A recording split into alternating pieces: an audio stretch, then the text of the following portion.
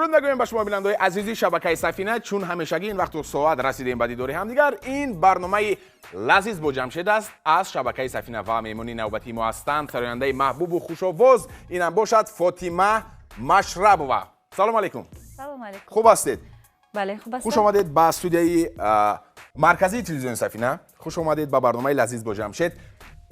در آغاز یک امکانیت دارید که سلام خود را رسانید به مخلصان خودتون، به بیننده‌های شبکه سفینه، به دوستداران برنامه لازیز با جمشید. مرحمت. تشکر زیاد. گفتنی هستم که همیشه خوشبخت باشن. سلامت باشند.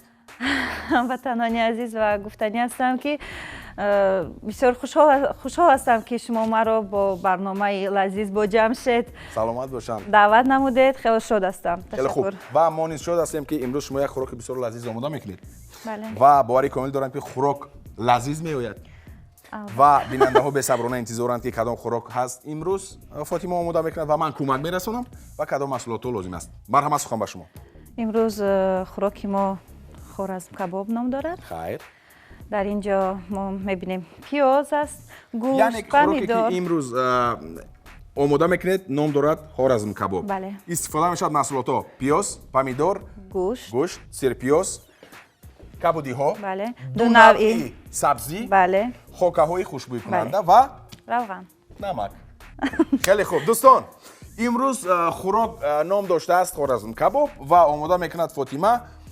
من باوری کامل دارم که خیلی لذیذ میآید، زیرا تا جایی که من معلومات دارم فاطمه خوراک‌های بسیار بامزه، بسیار لذیذ آماده میکند. دوستان عزیز، بعد از یک وقفه کوتاه برمیگردیم و ادامه می‌یابد. شروع میکنیم با آماده کردن این خوراک. همین طور است؟ البته. ما را همراه باشید.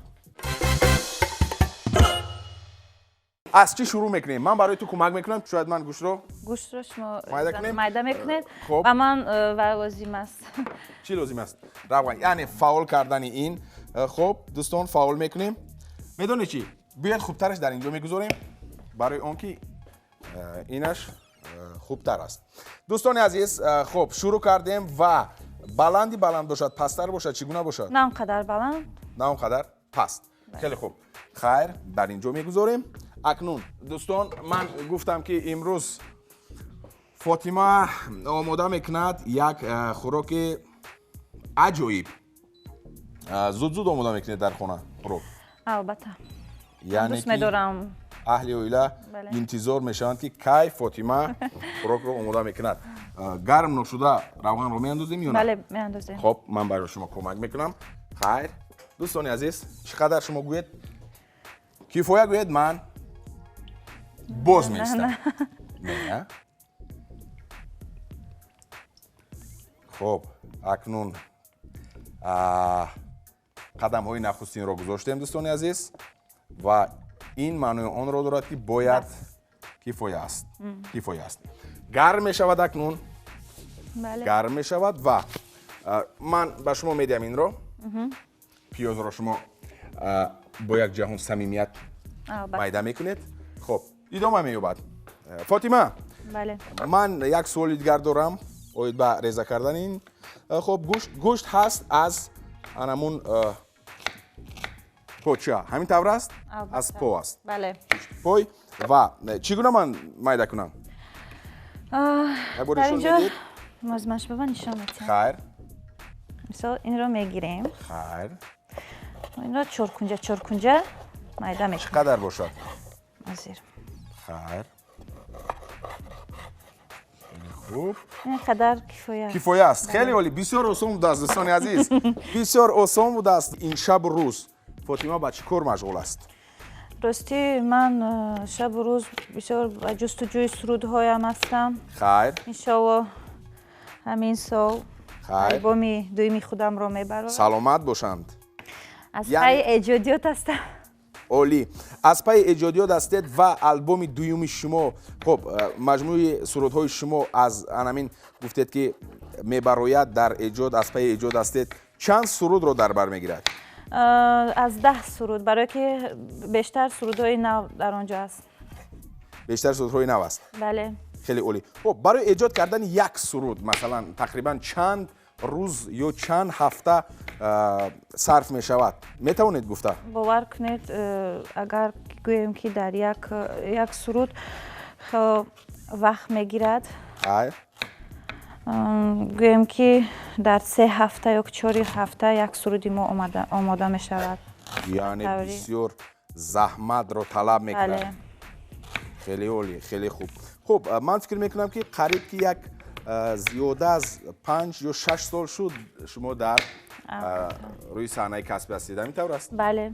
خب در همین 5-6 سال چگونه تغییر یافت و خب فاطمه 6 سال پیش از فاطمه امروزه و حاضره چی فرقیت دارد؟ در آن وقت من خیلی هم خورد هم بودم، بعد شرمگین بودم.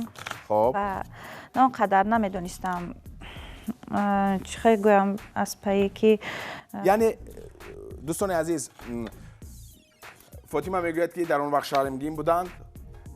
حاضر این معنی رو ندارد که حاضر شرمگین نیست، حاضر هم هست ولی خیلی کسبی شده نه؟ کسبیتتون بلند شد. بله.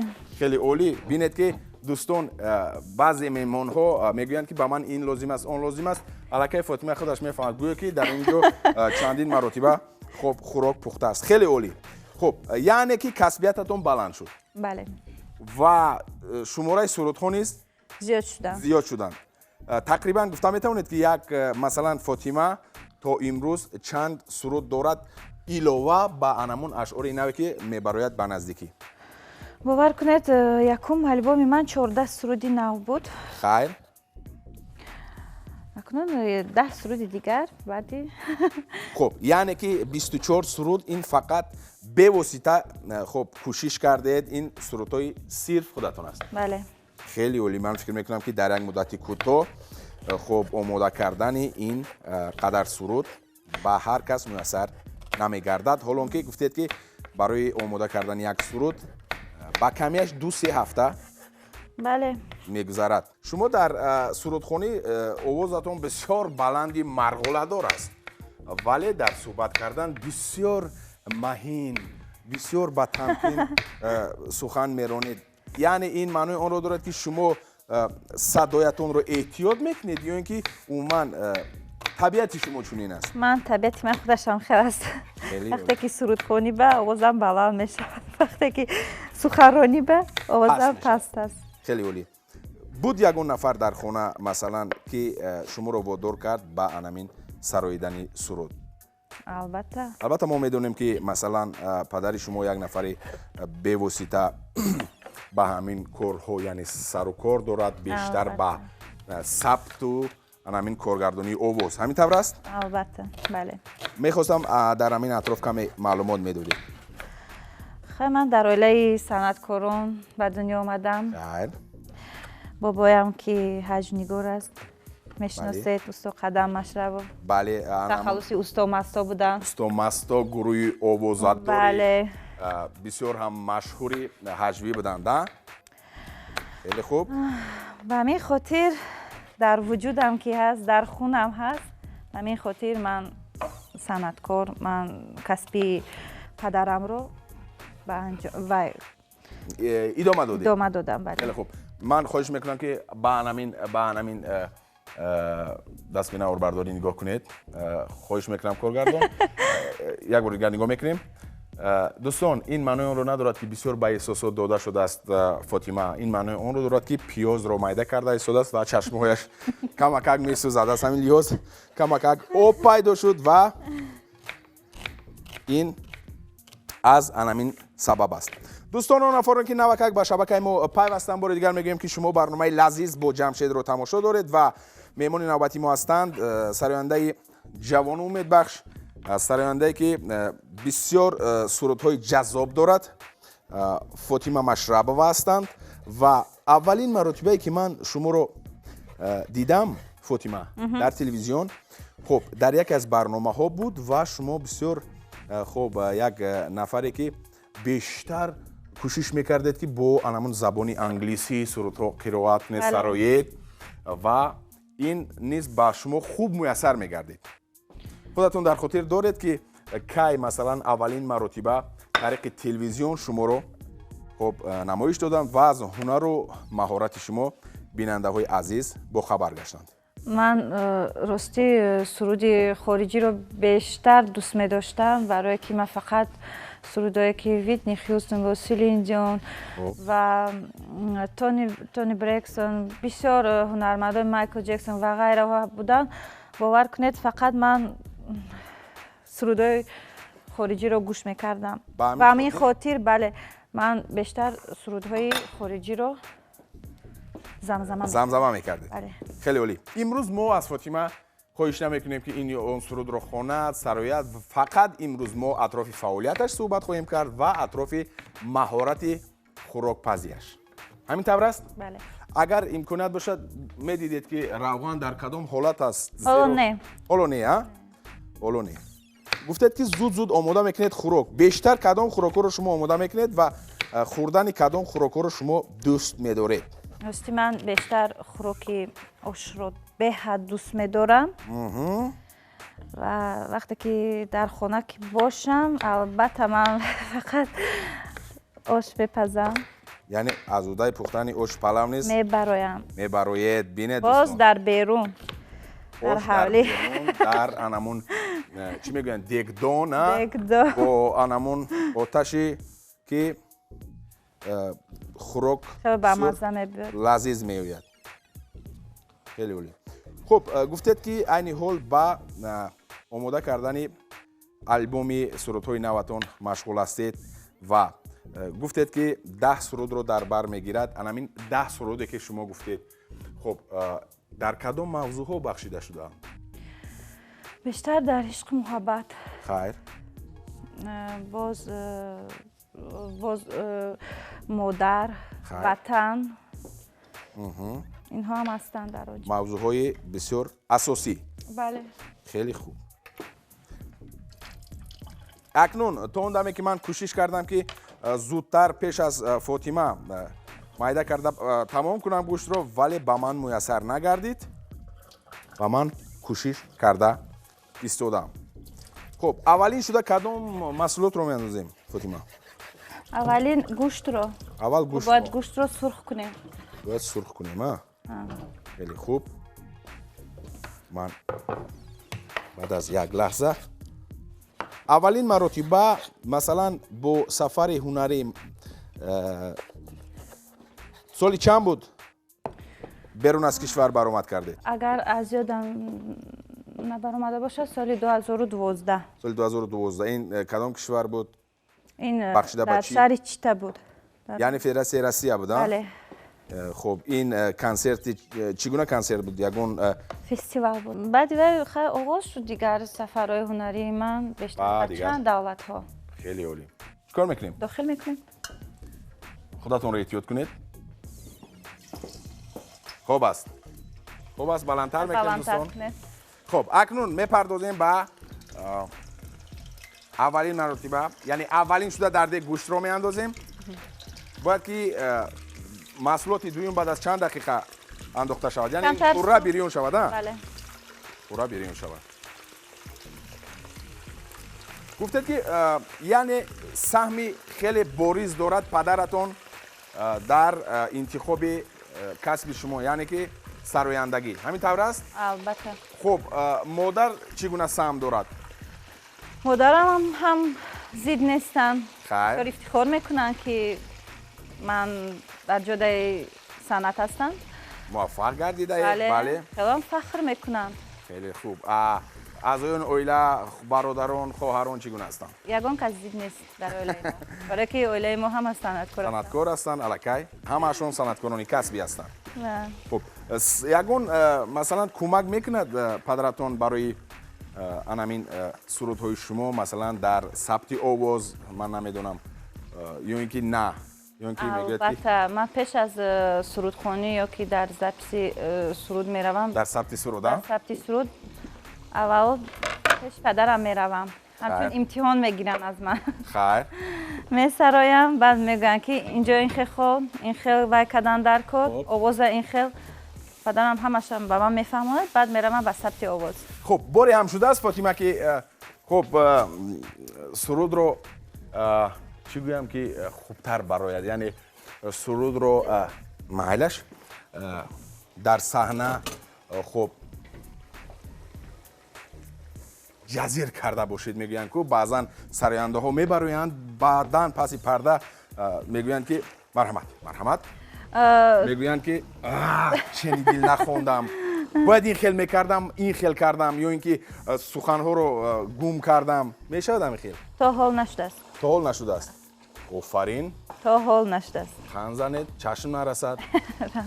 یعنی تا حال نشده است، این معنی اون رو دارد که شما بسیار مسئولیت رو خوب احساس میکنید. جدی هستم، باور کنید. من اگر یک سروده که من تیار باید باشم با مثال با آواز زنده که برآمد کنم، البته چند روز من جستجوی همون سرود میشم، میخونم، میسرایم، خودم رو تیار میکنم، بعد به صحنه میبرم. این خیلی گویم که مثال امروز که رویکی مناسبت نمیکنم. سلامت باشید. دوستان عزیز، ما گفتیم که امروز فقط درباره فعالیت، درباره خب مهارت پخت و پزی فاطمه صحبت میکنیم، ولی دل میخواهد که یک سرود زمزمه کند، زیرا اکنون ما صدای بسیار خوبی فاطمه رو میدونیم چگونه است و خواهش میکنیم از اون نفر که یک از همون سرودهای نوتان که تا حال پیشکش بیننده ها، پیشکش مخلصان نشدند، از یکی از آنها 4 مصرعش رو زمزمه کنید. من فکر میکنم که بیننده ها نیز خیلی خوشحال میشوند و برنامه لذیذ اولین میشود که سرود نو شما خب پخش میگردد طریق تلویزیون. فقط 4 مصرعش رو. مرحمت. برای چه؟ یعنی که از بسیار بودنش شما فکر کرده باور کنید. و سروده که از شادروان احمد زاهد. خب یعنی شما این از نو، یعنی چی میگن، از نو سرایی میکنید همینطور است؟ خب حلقه بردر نتوانم زدن از بینی رقیبان، حلقه بردر نتوانم زدن از بینی رقیبان،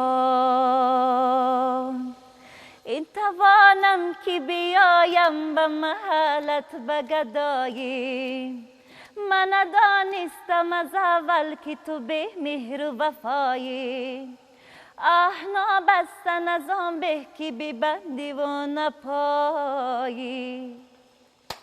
آفرین آفرین. من در آغاز شروع کردید بسیار آهسته، من پای بردم که حاضر کمکک سرعت بلند می شود و چنین نیز شد.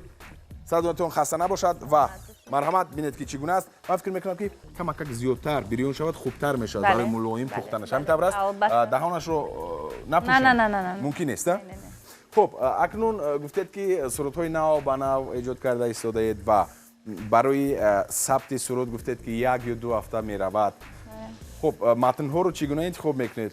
یعنی با دل خودتون پسند آید انتخاب میکنید یا اینکه باز با دیگر نفرها نشون میدید؟ چگونه است؟ من میخواستم از همین خب پروسس یعنی همین آماده شوی سرودهای شما کمک واقف باشم. من راستی وقتی که اگر که بیکار باشم من خودم هم ایجاد میکنم. وای شاعره شیرین کلام فاطمه بانو مشربیان میشود چگونه میشود؟ نه آهنگش رو. خب دوستان عزیز، باز در برابر سرود سراییدن آهنگساز فاطمه مشربова، یعنی که شما این مهارت رو دارید؟ البته. خیلی عالی.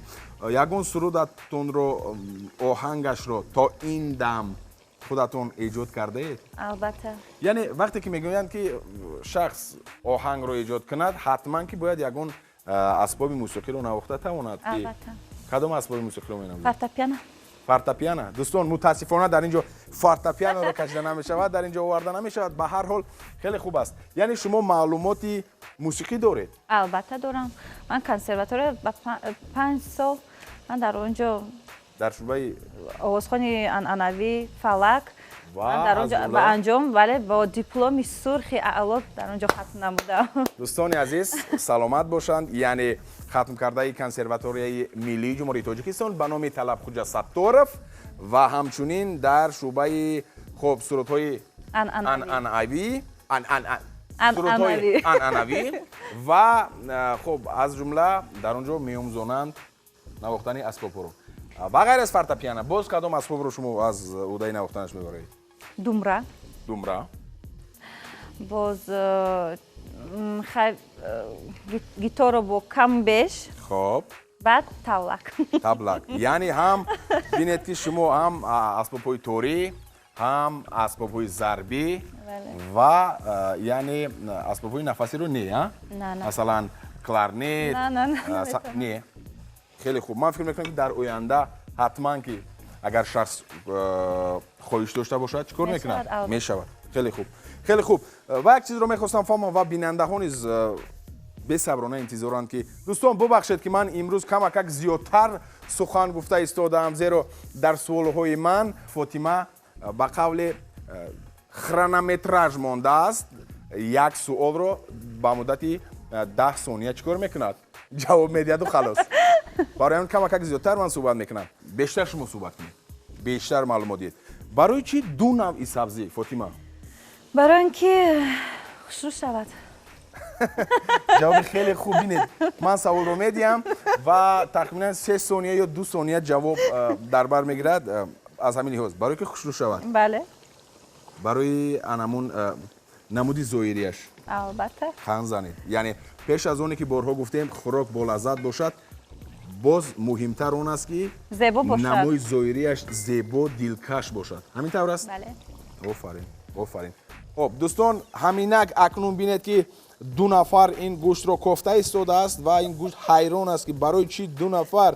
من نیز کم خودم رو در اینجا سهمی خودم رو میگذارم، ولی اساساً در اینجا من کمک میکنم. بغیر از خوراک‌های تاجیکی، شما گفتید که خوراک تاجیکی آش پلو رو دوست می‌دارید. من تو شکر، قروت و آش توپا. باز چی؟ شوربا. آش توپا با نخودهایش، علف‌های تر و تازه در فصل بهارای بسیار لذیذ است. بعد بیشتر میدونید چی رو دوست می‌دارم؟ دلده. در بعضی منطقه فصل بهار. بله در بعضی منطقه دنگیچه میگویند، در بعضی منطقه دیگر خب گندم کوچه میگویند. خلاصی گپ همه فهمید سخن درباره چی میرود. بسیار لذیذ است. شما چی میگویند طبعی بسیار نازک داشته اید، خوراکای بسیار لذیذ رو دوست می‌دارید. سوالهای من اطراف موسیقی میرود. شما گفتید که بیشتر سرودهای خب سراینده‌های خارجی رو میپسندید. خب من 2 سراینده رو پیشنهاد میکنم و شما یکیش رو انتخاب میکنید که کدامش بیشتر به شما پسند است. خب مثلا تاجیک باشد، خب مثلا خارجی باشد، یعنی انگلیس باشد. میشود؟ خب میرویم. آماده هستی؟ ویتنی هیوستون یا سلین دیون؟ باور کنید یکیش هر دوشون با من پسند است؟ بله نمیتونم. فقط یک تاش رو انتخاب میکنید شما، یعنی بیشتر کدامش؟ ویتنی هیوستون. برای چی؟ من اگر بگم که شما باور که من با سرودی همون کس کلان شدم. با سرود همون کس کلان شد و همون سرودهای همون در دل شما جای شد و شما قدم گذاشتید به ساحه با صنعت با سرایندگی. بله. خیلی خوب. نسبتاً جوانتر میگذاریم. خب دوالیپا یا آریانا گرانده؟ اینها رو نمیشناسم. نمیشناسید. خیلی خوب. خب کاردی بی یا نیکی میناژ؟ نمیشناسم. من برای که من بیشتر من فهمیدم زیادتر یعنی کسبیتشون تر باشد. حاضرش بنده. جی زی یا امینم؟ امینم. خیلی خوب. بعدا میگذاریم خب فخرالدین ملیک یا ذکری‌الله حکیموف؟ من نمیتونم اینو بهترش نپرسید. همش رو ما چیکار میکنیم؟ دوست می‌داریم؟ بله. میپسندیم؟ بهترین صنعتکاران هستم. من این گونه سوال میگذارم با شما که خب از سراینده‌های تاجیک مثلا کدام سراینده‌ها با شما خو زن باشد خو مرد باشد بیشتر سرودهایش نزدیک است با شنیدن سرودهایش طبع شما بریده میگردد کدام است؟ راستی به من همه پسند است.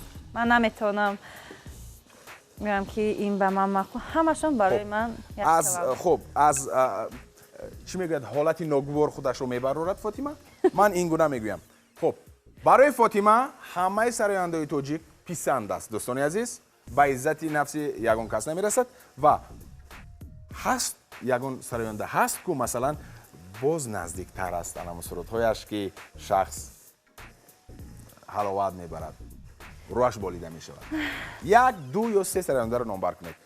نگینه ماکلو. نگینه ماکلو. خیلی خوب. دست میدونم. صدایش رو. دویومش. دیگر من نمیدونم. همه من پسند است. پسند است. خیلی خوب.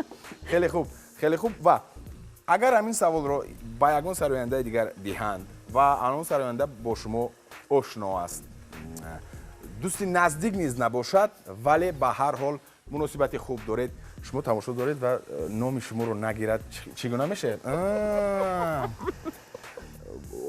شخص میشود واقعا هم کمک انمون ملول خاطر نه کمک چی میشود؟ آزرده خاطر میشود. همین طور است؟ خیلی خوب.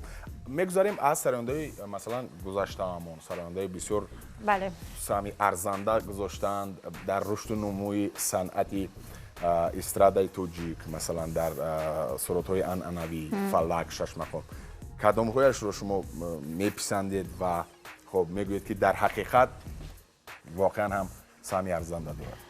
نقره رحمتووا. سلامت باشند. گلچهره صادقووا. خب. و نگینه راوپووا. بهترین دوستان عزیز آن نفران رو خب فاطمه بانو در اینجا نامبر کردند که واقعا هم اینها ستاره های صنعت خب موسیقی و سرودی توجیک هستند. اینها رو باید فراموش نکرد بیننده عزیز، اینها رو باید ارج گذاشت و خب در خاطر باید داشت که مس انامین نفران خب صنعت انامین سرودی توجیکی، سرودی ملی و عنعنوی، سرودهای خیلی خوب که سالیان دراز شخص گوش میکند، هیچ کنشوی ندارند. سلامت باشند. خب بعضیشون مثلا از دنیا گذشتند، روشون شاد باشد. حتما که چی اند؟ اونها در دل میمونند. در دل تا ابد میمونند. دوستان عزیز تشکر که تا حال با ما هستید و شبکه سفینه رو انتخاب کردید. خیلی خوب کردید، زیرا در اینجا یک خوراک بسیار لذیذ آماده شده است و مؤلفین خوراک هست فاطمه مشربова. این برنامه لذیذ با جمشید است.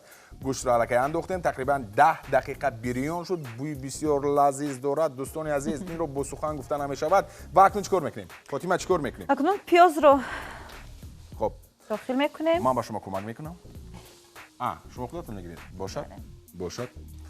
خیر، پیاز رو میاندازیم دوستان عزیز. یعنی تا حال نمک نانداخته ایم؟ نه ممکن است؟ نه. خیلی خوب. خب میاندازیم همش رو. بله بله بله بله. و چه بوی بامزه هست. بوی بولذت است. خیلی خوب. خوراکای خودتون آماده میکنید، البته که با یک اشتیای تام استعمال میکنید. سیر پیاز رو تا زود یک دوستان عزیز بعد از اون که پیاز رو میاندازیم سیر پیاز رو میاندازیم. خوراکای خودتون رو استعمال میکنید؟ البته. خب میکوبیم.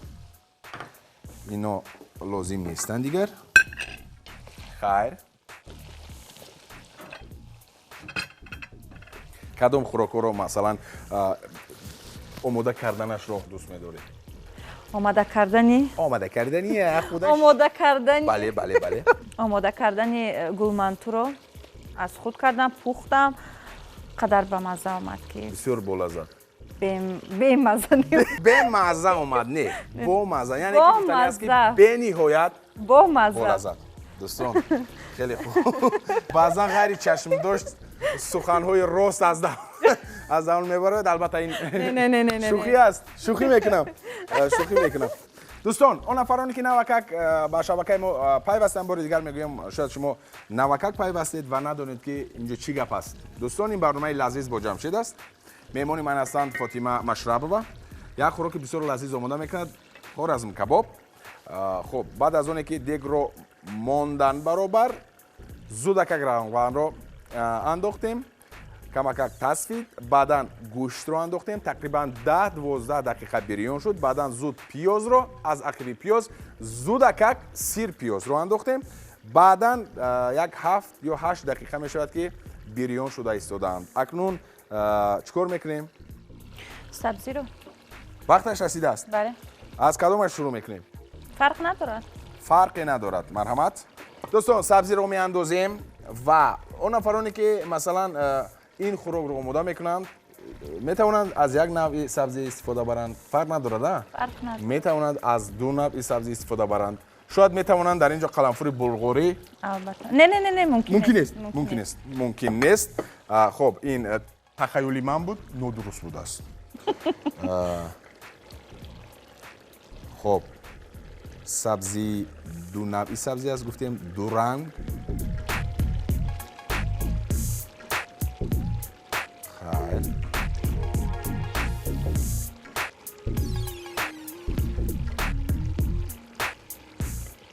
تمام کیفایه است بله دوستان سبزی رو نیز ایلاوه کردیم سرپوش رو دوستان یک لحظه سرپوش رو خب میپوشیم یعنی حرارت پست باشد چش 5 4 3 4 بعد از یک تنفسی کوتاه بر میگردیم و میبینید که 2 دقیقه الکی پسی سر شده است برو همراه باشید دهنکش رو میگیریم خیلی عالی خب سرپوش رو میگیریم بله میگذاریم با ایلاوه کردنی از کم میکوبیم دوستان بینید که چگونه یک نمای زیبا رو کسب کرده است و چون گفتن فاطمه که در برابر لذیذ بودن خوراک باید که نمای ظاهریش نیز خیلی چی باشد دلکش باشد اشتیاور باشد چی لازم است و ما زیره خب دوستان شروع کردیم از خاکه های خوشبوی کننده بعداً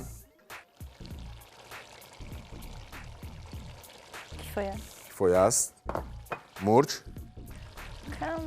کمکک بعداً میگذاریم با نمک خب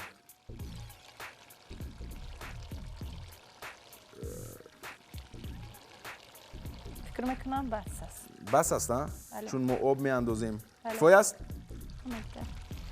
بس خب کفایه است دوستان عزیز فقط یک چیز دیگر مانده است این هم باشد میکوبیم کمتر آب همین طور است من آب رو الکی چقدر گوید من میریزم و ریزم بله خب بسم الله الرحمن الرحیم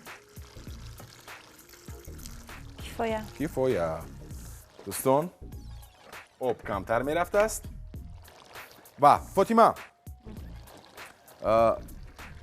از نمای خوراکتان الکی حلاوت برده ایستاده اید البته خیلی طبع دیل است نه البته با من نیز خیلی پسند است دوستان واقعا هم باوری کامل دارم که بسیار بامزه میآید لذیذ میآید و باید کمی تفتیم خب سرپوش رو میگذاریم حرارت بلندتر است پستر میکنیم یا نه پس میکنیم چقدر گیرد کمتر خب 6 5 4 کفایه است چند دقیقه باید تقریبا 20 دقیقه 20 دقیقه دوستان عزیز 20 دقیقه دیگر میجوشد خوراک ما بعد از 20 دقیقه چیکار میکنیم برمیگردیم انیخترش بعد از یک لحظه برمیگردیم و 20 دقیقه الکی گذشته است و با لالی میگیریم و میچشیم با امروی فاطمه مشربова مهمون امروزی ما سراینده جوان امیدبخش خوش آواز و بعد از یک لحظه برمیگردیم ما رو همراه باشید دوستان عزیز تشکر که تا این لحظه با ما هستید و 20 دقیقه پسی سر شد و چیکار میکنیم فاطمه سرپوش رو میگیریم بلالی میبرداریم لحظه های بسیار حساس و لحظه اساسی این برنامه نیست همین است گوییم خطا نخواهیم کرد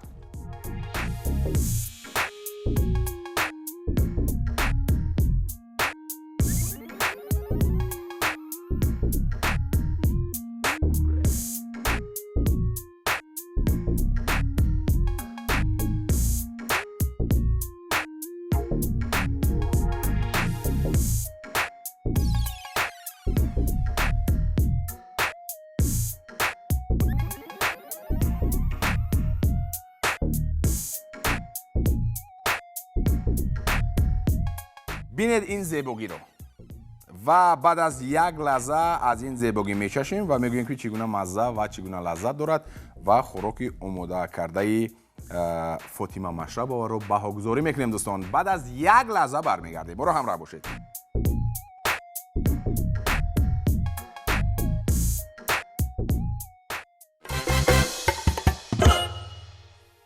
дӯстони азиз, лаҳзаи асосии барнома аст ва мечашем аз хӯроки Фотима Машрабова ва мегӯем ки чӣ гуна мазза, чӣ гуна лаззат дорад. Марҳамат Фотима, бо ишо бошед. Ташаккур. мечашем дӯстон. хоб, хайр чӣ гуна аст? ман баҳогузорӣ мекунам ҳозир. бисмиллоҳи раҳмони раҳим.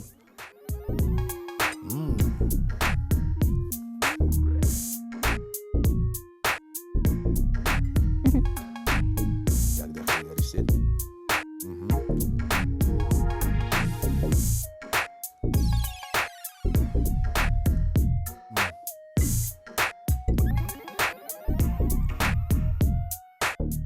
бинед ки гӯшт чӣ гуна мулоим пухтааст ва дӯстони азиз, сабзие ки андохтанд бисёр мулоим аст, як маззаи ғайриоддӣ касб кардааст. Ин хӯрок гуфтем ки ин аст